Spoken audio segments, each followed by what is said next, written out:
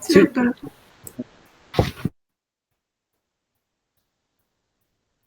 Ok, bien. Antes de hablar del PAI, chicos, vamos a recordar un poco lo que es en sí la inmunidad. ¿Por qué? Porque es importante que recordemos es todo esto, sobre todo el momento que vamos a indicar las vacunas.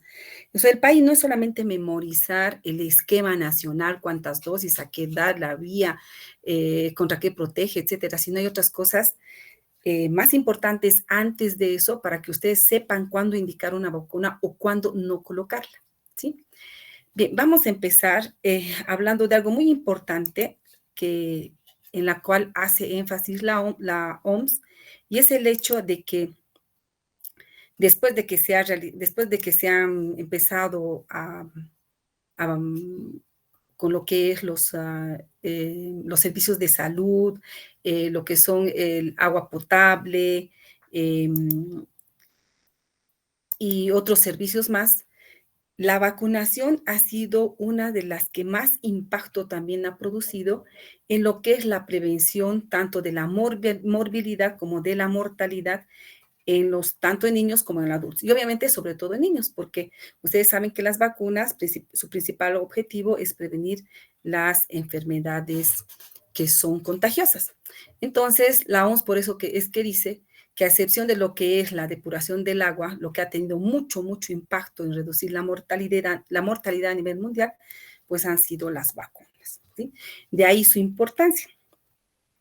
Bien, ahora, como les decía, vamos a recordar un poco lo que es la inmunidad. Y respecto a esto, pues tenemos que decir que desde antiguo ya la gente, o sea, las personas que están encargadas o estudiaban lo que es la salud, se habían dado cuenta de que a través de la observación que algunos individuos que ya habían sufrido algunas enfermedades no se volvían a enfermar. Entonces, de ahí se dieron cuenta que obviamente el hecho de enfermarse por una vez ya hacía de que creen defensas contra una segunda infección o segunda enfermedad, ¿sí? Entonces, vamos a recordar, como les decía, un poco lo que es la inmunidad. Tenemos que recordar que existen dos tipos de inmunidad, ¿no es cierto? La inmunidad que es pasiva en general y la inmunidad que es activa. Cuando hablamos de la inmunidad activa, a su vez se divide en natural y artificial. Lo mismo la inmunidad pasiva, que se divide en natural y artificial. Cuando hablamos de la activa y hablamos de la inmunidad activa natural, nos referimos a eso que en la antigüedad observaron, que es el hecho de que una persona que se infectaba ya con o se enfermaba con algún tipo de enfermedad, ya no se volvía a enfermar otra vez. Entonces, la inmunidad activa natural es aquella que es producida por la propia infección. Por otro lado, la activa artificial es la que precisamente logramos a través de la vacunación. O sea, ¿por qué activa? Porque obviamente el organismo crea defensas y es artificial porque nosotros le estamos introduciendo la enfermedad. Y cuando ya hablamos del otro acápite, que es la pasiva, hablamos de la pasiva natural, que es obviamente aquella en la que la mamá le pasa las defensas o algún tipo de defensa a lo que es el bebé, al recién nacido, y la pasiva artificial es aquella igual que nosotros introducimos a través de las inmunoglobulinas a aquellos niños que sobre todo son inmunodeficientes, ¿no? Entonces, esto es bien importante recordarlo igual para entender el porqué de las vacunas, cuándo colocarlas y cuándo no. Entonces, hay que recordar que nuestro sistema inmunológico se basa principalmente en reconocer lo que es propio y lo que es ajeno, y obviamente tiene que actuar contra lo que es ajeno. Esa respuesta contra lo ajeno es lo que nosotros conocemos como inmunidad. Bien, recordemos también que existen dos tipos importantes de inmunidad. Una que es la inmunidad específica y otra que es la de memoria. O sea, específica, ¿qué quiere decir? Por un lado, creamos este tipo de inmunidad cuando nos infectamos con un sarampión, por decirles, vamos a crear defensas específicas contra sarampión. Enfermamos dengue, vamos a crear defensas o inmunidad específica contra sarampión. A eso se refiere a la inmunidad específica, es decir, que creamos defensa contra un antígeno específico. Y también se crea lo que es la memoria inmunológica, que quiere decir que ese sistema creado de defensas dura por mucho tiempo y a veces incluso es de por vida, ¿no? Es por eso que algunas vacunas, por ejemplo, se colocan una sola vez, porque no es necesario colocarlas más porque la inmunidad que produce es de por vida. ¿Quién me dice cuál de las vacunas es la que produce inmunidad de por vida y no necesitaría vacunarse por segunda vez? La BCG. No, porque aún con BCG tú te puedes enfermar tuberculosis. ¿Quién me dice? Porque, ¿contra qué protege la BCG, chicos? Ahorita vamos a ver. Muy graves de la tuberculosis. Exacto, formas graves de la tuberculosis. Pero aún con vacuna puedes hacer tuberculosis extrapulmonar, no grave, obviamente, pero todavía te puedes enfermar, ¿sí? Ahora sí, ¿quién me dice? Que se coloca una sola vez y protege, ya no se la coloca más. Obvio que esta vacuna sí, en los lugares endémicos, cada 10 años la vuelven a repetir, por proteger nada más, ¿no? La fiebre amarilla, ya esa a la gente que produciría en realidad una inmunidad de por vida, pero en los lugares endémicos sí se la vuelve a colocar cada 10 años por factor protección, por si se les hubiese ido algún otro paciente, ¿no? Pero esas son las dos características entonces de la inmunidad cuando nuestro organismo actúa contra un antígeno. Es específica y por otro lado crea memoria, ¿sí? Muy bien. Eso es importante. Por otro lado, acuérdense que lo que crea o contra lo que responde nuestro sistema inmunológico son los antígenos y este antígeno hace que nuestro organismo cree respuesta a través de células, como las células como son los linfocitos T, los linfocitos B, y ahí se da lo que es la respuesta humoral y la respuesta celular, ¿no es cierto? Y obviamente para lograr esta meta, las vacunas, tenemos varios tipos de vacunas y aquí la importancia de lo que les decía, por qué tenemos que saber en qué o de qué está hecho cada tipo de vacuna. Entonces vamos a repasar. Todo lo que es el sistema del PAI tiene diferentes tipos de antígeno. Tenemos los toxoides. Los toxoides son las exotoxinas bacterianas, las cuales conservan su antigenicidad, pero pierden su toxicidad, ¿sí? Estas, por ejemplo, son la difteria y el tétanos, ¿sí? Por otro lado, tenemos subunidades de polisacáridos como del neumococo y lo mismo de la Haemophilus influenza. O sea, que el neumococo y el Haemophilus influenza solo son subunidades, ¿ok? También existen antígenos obtenidos por ingeniería genética, como son los antígenos del hepatitis B. Microorganismos muertos, como la polio inactivada, microorganismos vivos atenuados, estos son muy importantes saberlos porque estos, al ser vivos atenuados, obviamente pueden producir la enfermedad en un individuo inmunodeprimido. Ejemplo de estos son la polio oral, la fiebre amarilla, la triple viral, es decir, sarampión, rubiola, parotiditis y la varicela. Estos son microorganismos, hablamos acá de lo que son los virus, ¿no? Y también tenemos al bacilo atenuado, como es el de la Mycobacterium bovis, o sea, de la vacuna de la BCG, ¿sí? Entonces, esto es muy importante por el tema de a quienes no les voy a colocar la vacuna de virus vivos atenuados, ¿no es cierto? Obviamente aquellos que tengan inmunodepresión. Aquí tenemos otro cuadro donde ya vamos a repasar toditos, ¿no? Toxoides hemos dicho, difteria, tétanos, subunidades de polisacáridos, neumococo y Haemophilus, antígenos obtenidos por ingeniería, otra vez repasamos, hepatitis B, microorganismos muertos, el virus de la polio inactivada, conocida como la IPV, vivos atenuados, la polio, sarampión, papera, rubiola, fiebre amarilla, varicela, y el papiloma humano también es solamente una proteína de la cápside del virus del papiloma humano. ¿Por qué también les tienen que conocer esto? Porque a través de esto ustedes van a poder defender a las vacunas. No sé si se acuerdan o escucharon cuando introdujeron la vacuna del virus del papiloma humano, el 2017, las mamás empezaron a decir que esta vacuna producía el cáncer. Entonces, ¿cómo va a producir cáncer si solo es una proteína, es una fracción proteica de la cápside de este virus? Entonces, no es un virus vivo atenuado, no puede producir la enfermedad. Entonces, como les digo y les repito, esto les sirve para defender las vacunas y así evitar que estos antivacunas hagan que la gente no se beneficie de ella, ¿no? Bien, entonces fíjense, este es el cuadro más característico de lo que es la vacuna, porque es precisamente a través de la observación que les decía del hecho de que las personas que enfermaban ya no se podían enfermar por segunda vez, que nace las vacunas. Este cuadro hace mención o muestra el origen de lo que fue la viruela, ¿no? O sea, las personas que trabajaban con las vacas y en sus manos adquirían infección, no se enfermaban con viruela como aquellos que nunca habían tenido contacto con ellas, y es lo que se refiere a lo que es la enfermedad o la inmunidad artificial, la inmunidad activa artificial, ¿no? Entonces, hemos dicho las vacunas son antígenos, obviamente que son introducidos al organismo, ¿para qué? Para crear anticuerpos y generar un sistema de memoria inmunitaria para defender al organismo contra las diferentes enfermedades inmunoprevenibles, ¿ok?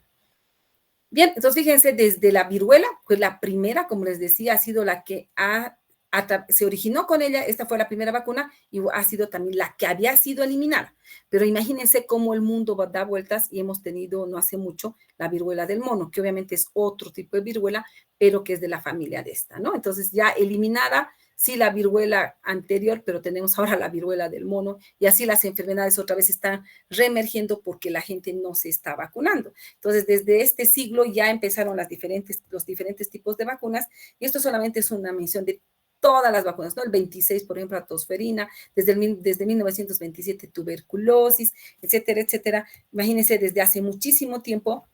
Miren, desde el 2005 ya se vacuna en otros países y nosotros recién hemos introducido esta vacuna en el 2017, ¿no? Entonces, estas cosas son importantes recordarlas. Muy bien. ¿Contra qué protege? Vamos a ir repasando un poquito de cada una de las enfermedades contra las que protege el paño. Y la primera, obviamente, es la parálisis infantil o poliomielitis, que sabemos que es una enfermedad producida por un enterovirus y que produce una parálisis flácida, asimétrica, y que obviamente pues va a producir secuelas en el niño, ¿no? Entonces, esto hay que recordarlo muy bien porque la poliomielitis es una patología o una enfermedad que es de denuncia. Estamos vigilando, el país se encarga de vigilar también lo que son las enfermedades y todo niño o persona adulta que tenga una parálisis flácida tiene que ser denunciado, se tiene que llenar la ficha epidemiológica y tiene que tomarse muestra para ver si no es poliomielitis, ¿no? Por el sistema de vigilancia. El sarampión, obviamente, ya saben también que es otra enfermedad de tipo viral que se caracteriza primero por un cuadro de tipo gripal, va precedido por un cuadro de tipo gripal y posteriormente aparecen todas las manchas, la erupción maculopapular y por ende de aquí nace la definición de caso sospechoso. Todo niño con fiebre y erupción maculopapular es sospechoso de sarampión y también es de denuncia. ¿Qué pasa con el sarampión? En sí el sarampión por sí mismo no produce mortalidad. Es porque el sarampión, así como la varicela, son dos virus que bajan tanto el sistema inmunológico de los pacientes que lo hacen presa fácil de otras enfermedades, de sobreinfecciones bacterianas, especialmente la neumonía, y los pacientes se morían sobre todo por neumonía, ¿sí? Más que por el sarampión mismo. Son virus anergénicos que hacen que el paciente tenga tan mal sistema inmunológico de defensa que, como les digo, lo hace presa fácil de sobreinfecciones bacterianas, ¿no? Y era una de las causas, por muchas décadas fue una de las principales causas de muerte también en nuestro país. La difteria, que es producida por Bordetella pertussis, por la Bordetella, obviamente esta también es una infección sí bacteriana. Lo terrible de esta infección es que produce unas placas blancas y además una reacción de todo el sistema linfático alrededor del cuello, que es lo que da la obstrucción y puede producir la muerte por asfixia en el paciente, ¿no? Entonces, este Corynebacterium diphtheriae, lo típico es de ver estas placas blanquecinas que no se pueden retirar o no se pueden desprender de lo que es la faringe o las amígdalas y que, como les digo, produce una reacción inflamatoria tan severa que va a llegar a producir asfixia y por ende va a producir la muerte, ¿ok? La coqueluche tosferina o la enfermedad de tos de ahogo llamada también, esta se caracteriza por producir una tos cianotizante, emetizante y puede incluso evitar, o sea, generalmente lo que ocasiona como efectos secundarios es que el niño no se puede alimentar por tanta tos, vomita demasiado y lo peor o lo peligroso de esta tosferina es que las toses pueden ser tan fuertes, o sea, la presión que se produce al toser provoca hemorragias, no solo hemorragias a nivel de los ojos, sino también se ha visto que produce hemorragias en el cerebro. Y por eso es que muchos de estos niños se mueren. Y no solo por hemorragias que puedan producir por el gran esfuerzo de la tos, porque realmente la tos es bien difícil de manejar, es una tos que no puede parar, el niño empieza a toser y no para de toser. El otro efecto que tiene la tosferina es que afecta al corazón y produce una miocarditis, y es por la miocarditis que también produce muerte, ¿no? Entonces, fíjense, las lesiones cerebrales que produce inclusive pueden llegar a ser permanentes y todo es debido a esa tos tan fuerte y tanta presión que ejerce el niño por toser, ¿no? Es por eso que cuando nosotros, no sé, mis alumnos sobre todo han visto que en la consulta a los papás les pregunto, ¿la tos es cianotizante, es emetizante? Porque ese es un dato para sospechar de que el paciente pueda tener coqueluche, ¿ok? El tétanos, ¿por qué vacunamos contra el tétanos? No es precisamente, bueno, por un lado es obviamente protegerle a la mujer de lo que es la enfermedad del tétanos, pero lo más importante es proteger al recién nacido del tétanos neonatal. Antes las mamás, la mayoría de las mamás tenían los partos domiciliarios y eran atendidos obviamente por sus esposos o por las matronas o por enfermeras. Lo malo de esta gente era que no tenía cuidado al cortar el cordón y obviamente lo hacían con cuchillos, con gilet, y estas al estar contaminadas con esta bacteria obviamente producían en el niño el tétanos neonatal, llamado también pasmo de los 7 días porque realmente a los 7 días del nacido el niño se empezaba a poner hipertónico, le producía parálisis cerebral, digo, parálisis respiratoria y se morían por insuficiencia respiratoria. Y si lograban, que es rarísimo, porque si la mortalidad es casi del 100%, pues quedaban con un daño cerebral terrible, ¿no? Ya hemos dicho, la tuberculosis obviamente igual es una enfermedad que ha producido durante mucho tiempo mortalidad en los niños principalmente y en los adultos secuelas por toda la afectación pulmonar que produce. Y vacunamos precisamente para proteger contra las formas graves de tuberculosis, como son la tuberculosis miliar y la tuberculosis meningia, ¿sí? Pero no nos libra de tener las otras, de poder tener una TB pulmonar aún estando vacunado. Entonces, como dijimos, repetimos, son formas graves de tuberculosis contra la que protege. También protege el PAI contra la hepatitis B. Esta sabemos que es una infección terrible a nivel hepático que puede llegar a producir inclusive cáncer y por esto llega a producir la muerte en el paciente con esta enfermedad o producir una hepatitis fulminante y de igual manera producir la muerte de forma aguda, ¿no? Y de forma crónica, pues puede llegar a cáncer de igual manera producir la muerte. La Haemophilus influenza es otra vacuna que produce tanto meningitis como neumonías.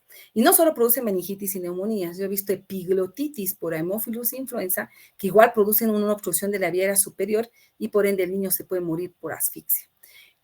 Lo más temido ha sido durante la residencia nuestra, hemos visto muchos niños con meningitis por Haemophilus influenza, gracias a Dios ya no los vemos porque desde el 2001 vacunamos y ya no vemos meningitis por Haemophilus influenza. El objetivo es prevenir neumonía y meningitis por Haemophilus influenza. La vacuna de la rubéola, esta también es una enfermedad eruptiva, pero es leve, ¿no? O sea, no se muere el niño precisamente por la rubéola. No vacunamos porque se va a morir o por evitar que se muera por rubéola. Este tipo de patología, o por qué vacunamos, mejor dicho, contra la rubéola, es precisamente porque los niños que tienen rubéola pueden contagiar a las mujeres embarazadas y la mujer embarazada, si es que se contagia de rubéola, obviamente va a tener o puede tener un bebé con rubéola congénita.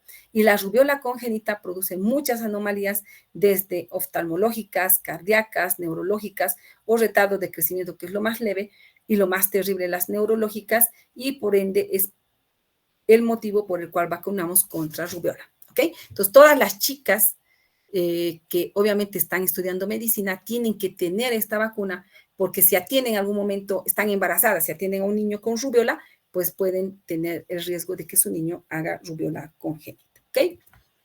La parotiditis.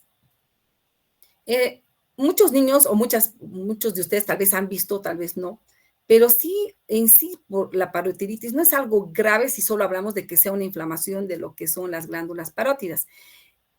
Lo terrible son sus complicaciones, ¿no? Se ha visto que el 15% de los casos pueden producir encefalitis. y estas encefalitis pueden llegar a ser fatales. Lo otro temido es la orquitis en los varones, que puede llegar a dar esterilidad y es una complicación común en la pubertad. Entonces, ¿por qué vacunamos parotiditis? Para evitar la encefalitis por parotiditis y obviamente las orquitis. Y últimamente también se ha sabido de que no solamente el varón corre riesgo de orquitis, también se ha visto que las niñas pueden hacer oforitis, o sea, quiere decir que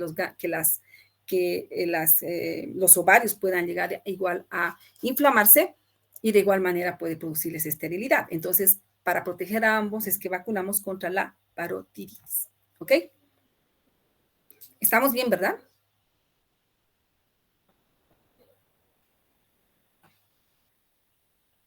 Sí. Ya, ok.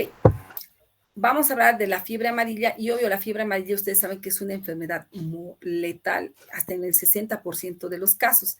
Saben que es una enfermedad viral transmitida por vectores y está principalmente en lugares endémicos, que son las zonas tropicales, ¿no? Entonces, sí o sí, esta enfermedad, si no vacunamos, imagínense, la mortalidad es del 30 al 60%, por hemorragias principalmente mueren las personas que se contagian con fiebre amarilla. El neumococo, el estreptococo neumonía es productor también de neumonía y meningitis y la muy temida sepsis, porque por sepsis y shock séptico se nos mueren también los niños. Se nos moría más antes, todavía ahora tenemos casos de meningitis y neumonías por neumococo, pese a las 3 dosis que vacunamos. Entonces, probablemente estemos teniendo otra cepa circulante por la cual no está siendo protegida por la vacuna, o definitivamente no están siendo vacunados todos los niños, ¿no? Y finalmente tenemos la nueva vacuna, que es la del virus del papiloma humano, que protege principalmente contra el cáncer de útero. Sabemos que las mujeres en Bolivia, más del 80% se mueren por cáncer de útero, precisamente, y es debido a virus del papiloma humano, y es por eso que vacunamos contra esta enfermedad, ¿ok? Los virus que tiene esta vacuna es carísima, es el Gardasil.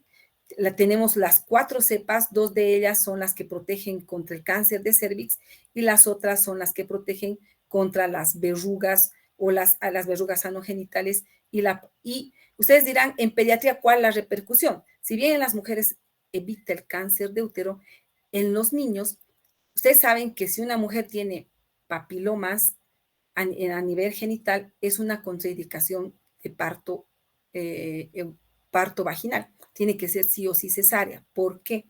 Porque obviamente en las secreciones vaginales y alrededor de los genitales, este virus puede hacer que el niño cuando nazca aspire y a la larga dar la papilomatosis laringea. Esta papilomatosis laringea produce obstrucción de la vía aérea del niño y se puede morir. Nosotros hemos tenido varios niños ya grandecitos de 2 años, 3 años que han llegado al hospital como si tuvieran laringitis, pero cuando les veíamos que no mejoraban con las nebulizaciones, les hacíamos una laringoscopía y eran realmente lleno de verrugas alrededor de toda la laringe, ¿no? Muchos han acabado en traqueostomía porque pese a que les cauterizaban, se volvían a producir y obviamente esos niños se podían morir por asfixia y no quedaba de otra que hacerles una traqueostomía, ¿no? Entonces, ese es el beneficio de la vacuna en los niños. ¿Ok? Muy bien. Hasta aquí, dudas, preguntas. ¿Estamos bien? Ese es un recuerdo de lo que eran, de contra qué protege en sí todo el esquema nacional del PAI. Ahora vamos a ir con cada una de las vacunas recordando las dosis y las vías de administración. ¿Ok? Se ve la pantalla, ¿verdad? Sí, se ve, doctora. Muy bien, van a estar atentos porque vamos a repasar todos el PAI. Les encanta, yo sé que les encanta el PAI, ¿no ven? Bien. Sí. Sabemos que obviamente PAI, ¿qué significa? Es el Programa Ampliado de Inmunizaciones. ¿Y cuál es el objetivo del PAI? El objetivo del PAI es prevenir, controlar y erradicar enfermedades a través de las vacunas. Cuando decimos prevenir, obviamente ya sabemos, ¿no? Vamos a evitar que se enfermen. Controlar quiere decir bajar a lo mínimo esperado estas infecciones. Y erradicar es eliminarlas, ¿no? O sea, por completo, que estas enfermedades ya no aparezcan más. Lamentablemente, como les comentaba con respecto a la vacuna de la viruela, ella en teoría ya había estado erradicada, o sea, que es que ya no existía. La polio había sido erradicada también de las Américas, pero con lo que con estos antivacunas, luego el COVID, han bajado tanto las coberturas de vacunación que estamos teniendo nuevamente la aparición de estas enfermedades inmunoprevenibles, ¿ok? Entonces, esa es la función del PAI, es prevenir, controlar y erradicar todas esas enfermedades a través de las vacunas. Entonces, su objetivo principal es la vigilancia, la prevención y el control de enfermedades a través de la vacunación. Es por eso que les hablaba también, ¿no es cierto?, del sistema de vigilancia, donde tenemos que ver cada caso sospechoso de polio, de sarampión, de rubiola, de tétano, se tiene que denunciar. Estas son todas las enfermedades contra las que vacuna el PAI y obviamente contra las que protege también. Vamos a ir repasando una a una, como les decía, y existen algunos cambios de los cuales vamos a hablar ahora respecto a lo que ustedes han aprendido del PAI cuando han pasado medicina social. Y aquí vamos con una. ¿Quién me dice qué quiere decir BCG? Bacilos de Calmette-Guerin. Muy bien, porque muchos no ni siquiera saben eso, ¿no? Entonces, el bacilo de Calmette-Guerin hemos dicho que es un bacilo atenuado, ¿no es cierto? ¿Por qué vacunamos? Porque protege contra las formas graves de tuberculosis, como son la TB miliar y la tuberculosis meningia. ¿A qué edad se aplica? A recién nacido. Y lo que se recomienda es que ningún niño de un establecimiento de salud puede salir sin haber sido vacunado. Antes de que salga lo que es el medio social y donde se puede contagiar, es que debería ser vacunado, ¿sí? Esa es la norma. ¿Por qué vía se aplica? Intradérmica. Y aquí, ¿quién me dice cuál es la dosis de aplicación de la BCG? 0,01 ml o 0,1 ml. Ahí está el cambio, ¿sí? La dosis antigua era 0,1 ml intradérmica, una sola dosis, y obviamente se recomienda que sea apenas nace o a lo mucho antes del año de edad, ¿ok? Lo nuevo, desde este año se ha reducido, desde enero de este año, se ha reducido la dosis de 0,1 a 0,05 de cc. ¿Por qué se ha hecho esto? La OMS recomienda aplicar solamente esta cantidad. Primero, que se ha visto por evidencia científica de que esta dosis, lo mismo que 0,1, tiene la misma capacidad inmunogénica de producir defensas en el sujeto. Pero, ¿por qué se ha reducido? Porque con 0,1 se han visto que se producen muchas complicaciones, como el hecho de producirse la famosa BCGitis, abscesos, ganglios, adenitis, etcétera. Y es por eso que para evitar ese tipo de complicaciones y la gente ve una complicación y no quieren vacunar, ¿no es cierto? Entonces, para llegar a más cobertura de vacunación, lograr realmente que se prevenga esta enfermedad, es que se está reduciendo la dosis. Desde enero de este año, solo se está aplicando 0,05 de cc a los menores de 1 año, ¿ok? Y los niños a partir del año de edad hasta los 4 años, sí se les va a colocar 0,1 de cc o 0,1 ml, ¿ok? Ese es el cambio del PAI en lo que es la vacuna de la BCG. Seguimos, la siguiente vacuna, obviamente es la pentavalente. Ya sabemos que, como su nombre dice, protege contra 5 enfermedades: difteria, tétanos, coqueluche, hepatitis B, neumonías y meningitis por hemófilos influenza tipo B. La dosis que se aplica es a los 2, 4, 6 meses, la cuarta dosis a los 18 a 23 meses y la quinta dosis a los 4 años. No se denominan ya refuerzos. Antes se decía 3 dosis y 2 refuerzos. Refuerzo sonaba como que opcional. No es opcional, es una dosis más ahora. Entonces son 5 dosis que debe recibir todo niño hasta los 4 años de edad. La vía es intramuscular, se la debe aplicar en el muslo, en la región anterolateral externa y superior, y la dosis es 0,5 ml por cada aplicación, ¿ok? Luego tenemos la vacuna contra el rotavirus. Ustedes saben que el rotavirus es el mayor productor de diarrea en Bolivia deshidratación y muerte, por ende, en los niños. Es por eso que vacunamos ahora contra ella. Se debe vacunar a los 2 y a los 4 meses. La primera dosis, si no se ha colocado a los 2 meses, lo podemos colocar a los 3. Y la segunda dosis se coloca a los 4 meses. Y si no lo logramos, podemos hacerlo hasta los 7 meses. Recomienda el PAI que si no recibió igual en estas fechas, menores de 1 año, todavía podemos completarle la dosis, ¿ok? Antes no se recomendaba vacunar después de los 7 meses porque la primera vacuna antirrotavirus producía intususcepción como efecto adverso. Han modificado la vacuna, entonces ahora ya no produce tanto ese tipo de efectos adversos, ¿ok? Entonces son solo 2 dosis, la vía es oral, ya vienen en unas jeringas preparadas de 1.5 cc cada dosis y es lo que le debemos dar al niño a los 2 y 4 meses, ¿ok? La otra vacuna es la antipolio. Esta también es una vacuna que ha cambiado en su forma de administración. Habitualmente vacunábamos la antipolio oral nada más, que era la forma de virus vivo atenuado. Se ha cambiado ahora, no solo tenemos la vía oral, tenemos también la vía intramuscular, que se la denomina IPV. ¿Por qué se la denomina o por qué se llama IPV? Porque es el virus de la polio inactivado. O sea, tenemos en el país 2 vacunas. La oral, que es la Sabin, que es la del virus vivo atenuado, y la IPV, que es el virus inactivado. Como les digo, el esquema ha cambiado. El 2017 también empezamos a introducir la vacuna del IPV y la primera dosis era intramuscular y el resto, o sea, las 4 dosis restantes, porque acuérdense que el antipolio también son 5 dosis, se vacuna igualito que la pentavalente a los 2, 4, 6 meses, la cuarta dosis de 18 a 23 meses y la quinta a los 4 años. Cuando introdujimos la IPV, solo la primera era intramuscular y el resto, las otras 4, eran orales. El plan era que vayamos, la segunda ya luego sea también intramuscular y luego la tercera y así hasta la quinta. Pero, como les decía a mis alumnos, este gobierno cada vez anda sacando cada cosa rara. El anteaño pasado, bueno, hace 3 años, eran la primera y la segunda intramusculares. Pero ahora, lo actual es primera dosis IPV, o sea, la inactivada, segunda dosis oral, tercera dosis IPV y la cuarta, quinta igual orales, ¿ok? ¿Por qué hemos hecho este cambio? Como les decía, la polio es de denuncia, estamos vigilando. Se había erradicado ya de las Américas, todavía estaba presente en el África y por eso se seguía vigilando. ¿Y qué se ha visto? Que los niños hacen polio postvacunal. Quiere decir que la vacuna ha estado produciendo la polio.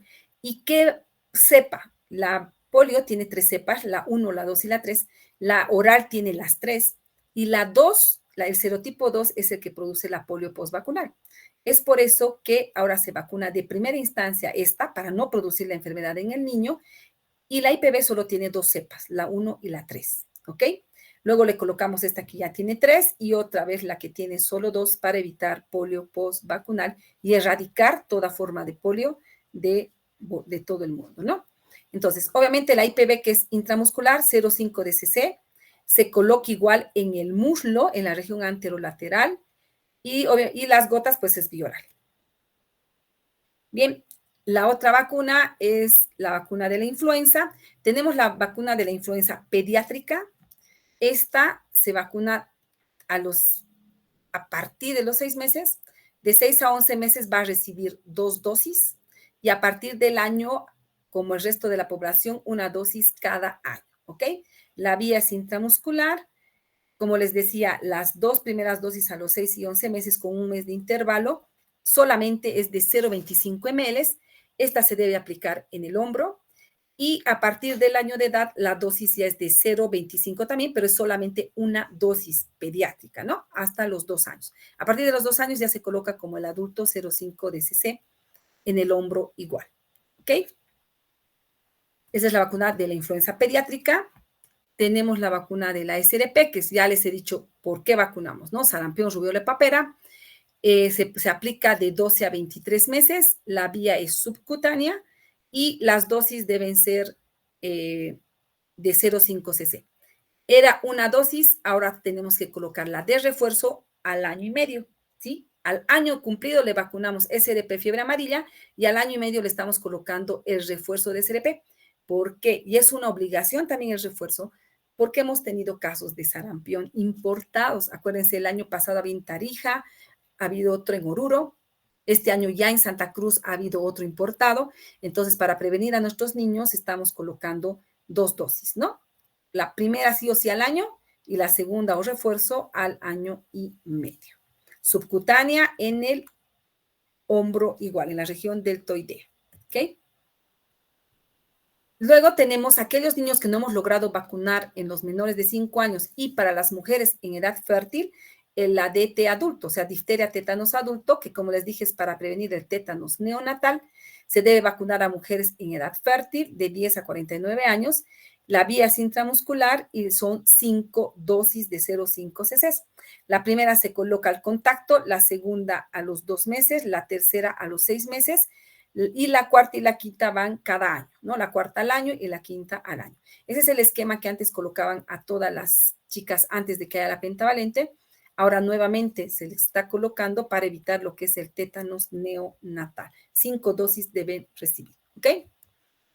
Después tenemos la vacuna de la fiebre amarilla, obviamente antiamarílica, que igual que la del sarampión, la vía es subcutánea y es también de 0,5 cc, se aplica a toda la población en general y debería aplicarse solo una dosis y con eso debería estar protegido de por vida, ¿ok?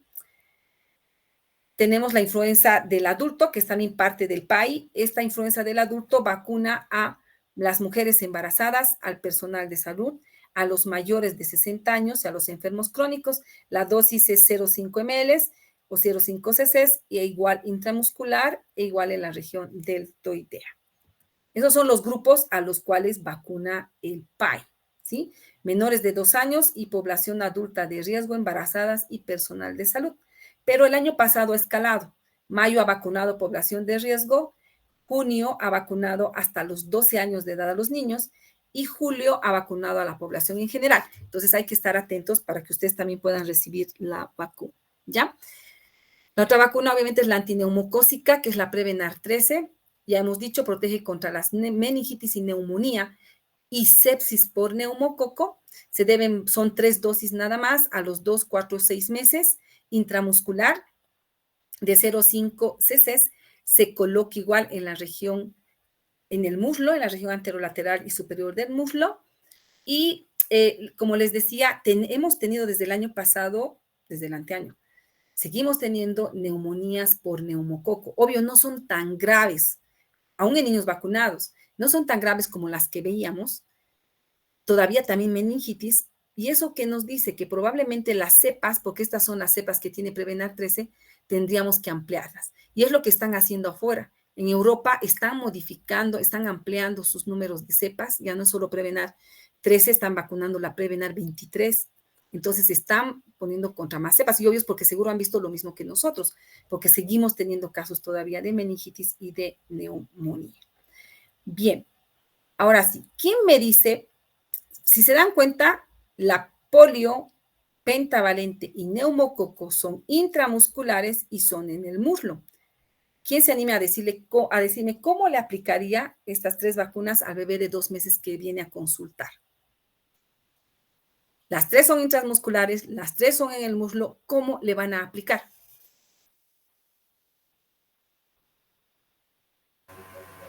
Si es intramuscular sería colocarle en el tercio medio en la cara anterolateral y vamos a cambiarle una en la pierna derecha y la otra en el muslo derecho y la otra en el muslo izquierdo. Pero son 3, porque vacunamos penta es intramuscular, neumococo es intramuscular y la primera a los 10 meses de polio es la IPV, que también es intramuscular. ¿Dónde le pones? En una pondrías penta, en otra neumococo y la antipolio, ¿dónde le colocas?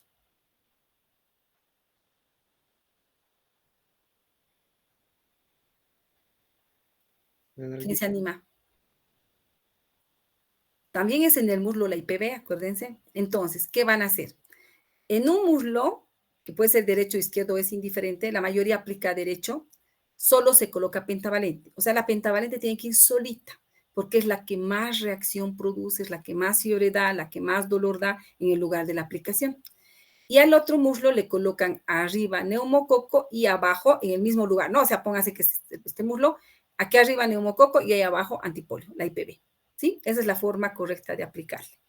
Y penta en un solo muslo y en el otro le colocan neumococo y antipolio, ¿ok? Bien.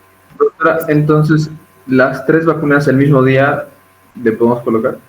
Claro, se colocan las 3 el mismo día. Okay. Y no solo 3, ¿qué más recibe a los 2 meses el niño? ¿Solo 3 vacunas? No, también la antirrotavirix. Exacto, entonces se le hace tomar, primero le hacen tomar la antirrotavirus, después le pinchan la pentavalente en un muslo, y en el otro muslo le pinchan neumococo y polio. 4 vacunas recibe a los 2 meses.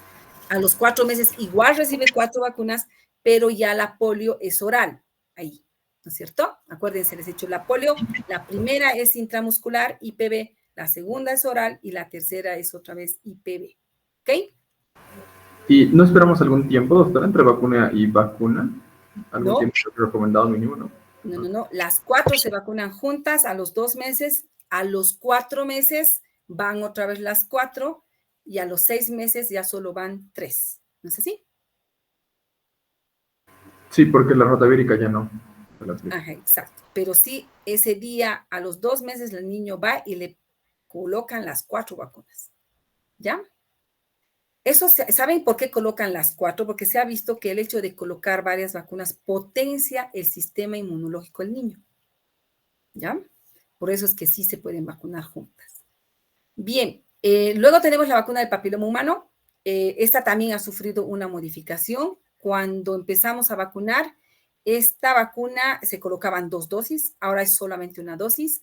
Las cepas que protegen contra el cáncer cervicuterino es la 16 y 18, que están dentro de esta, que es el Gardasil, ¿no ves? 6, 11, 16 y 18, y las 6, 11 son los condilomas en sí, que van a proteger, obviamente, entonces estamos protegiendo contra condilomas y contra el cáncer cervicuterino.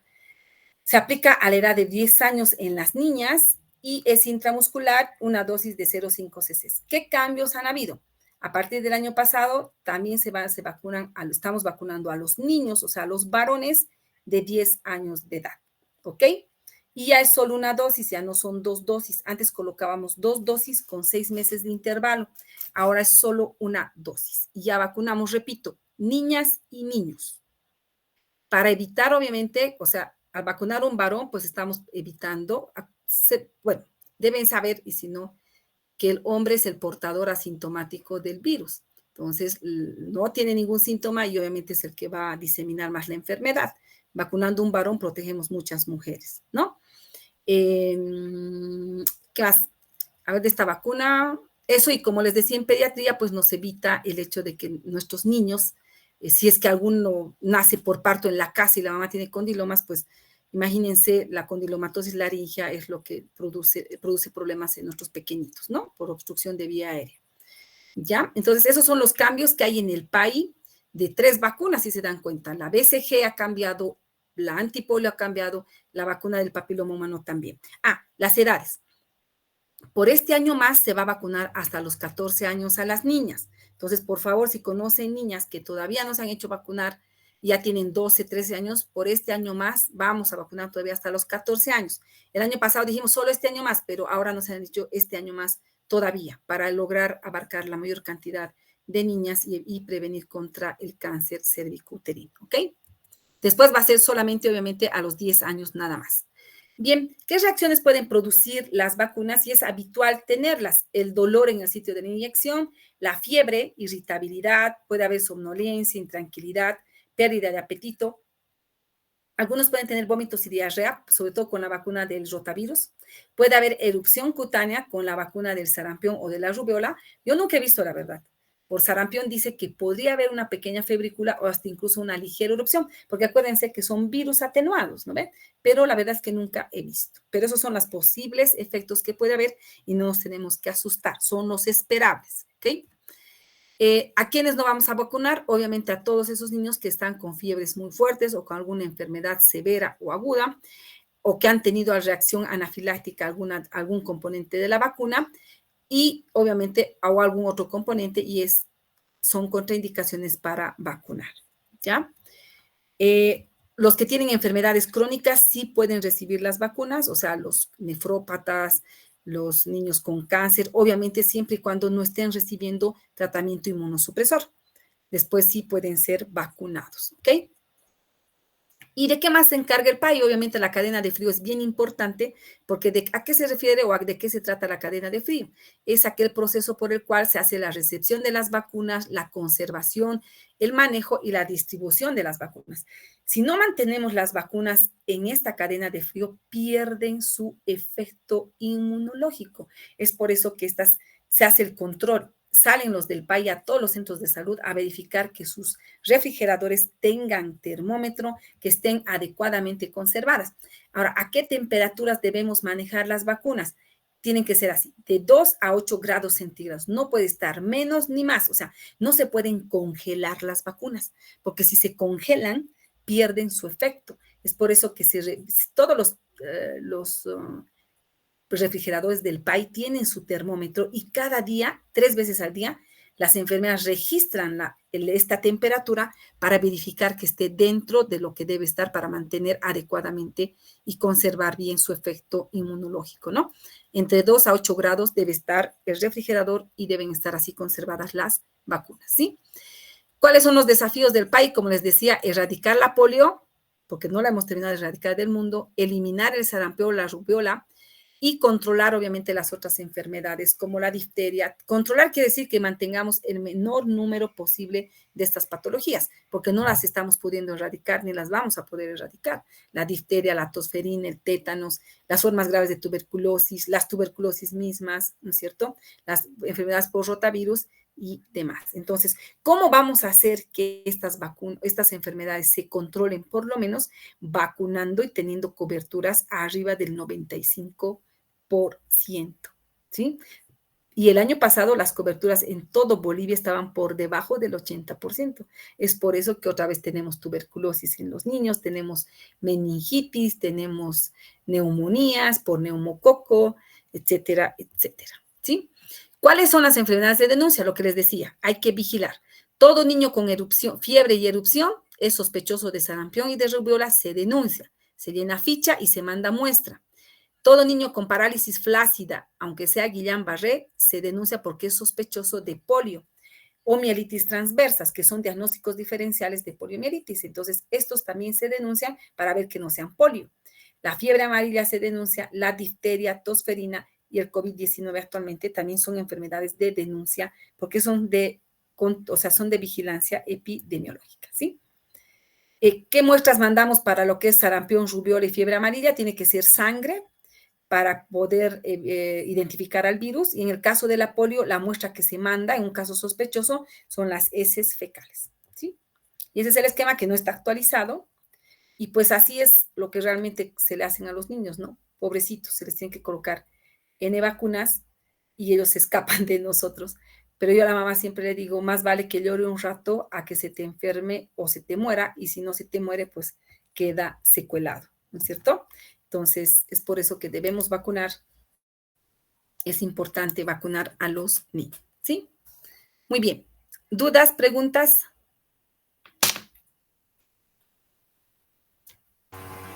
Ha quedado aclarado.